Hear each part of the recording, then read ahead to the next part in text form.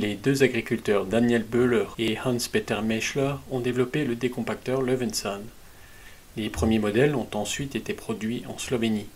Entre-temps, seules les pièces brutes y sont encore achetées, la fabrication finale et la confection étant désormais assurées chez Weilenmann Maschinen dans la localité zurichoise de Berg am Irkel.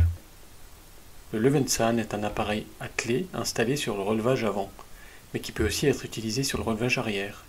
Il présente des dents de forme particulière. Pour que le réglage de la profondeur de travail soit garanti, chaque dent est précédée d'une roue support à poutres réglables et pivotantes dans les virages. Ces roues supports découpent le sol afin qu'il puisse mieux s'ouvrir ensuite lors du passage des dents. Le nom de Löwenzahn, traduction pissenlit ou littéralement dent de loup, a dans ce contexte plusieurs significations. Le décompacteur frontal Löwenzahn comble un manque dans le domaine des équipements de travail du sol, à l'image du pissenlit dans un peuplement d'herbes. De plus, l'appareil ouvre vraiment bien le sol. En présence de rochers, la sécurité est assurée par ce boulon de cisaillement.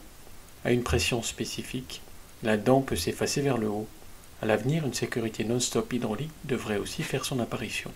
Une installation de pulvérisation est également prévue pour des micro-organismes efficaces ou autres produits. La pointe de la dent peut être équipée avec différents socs.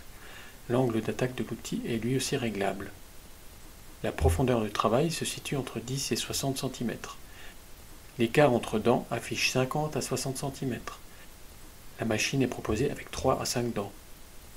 Au niveau du tracteur, un puissant relevage avant est nécessaire pour pouvoir opérer avec cette machine pesant pas moins de 1,4 tonnes. À l'arrière du tracteur, une autre étape de travail peut être effectuée simultanément.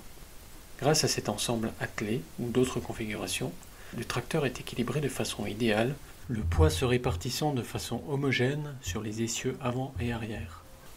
Le Löwenzahn, ici à 5 dents et 3 mètres de largeur de travail, attelé à un Kubota M7171 KVT de 170 chevaux, avec la transmission à variation continue ECOM 1,5 de ZF, sur un champ de blé d'hiver moissonné en combinaison avec un combiné de semis Esril de Kverneland lors de l'implantation d'une prairie artificielle.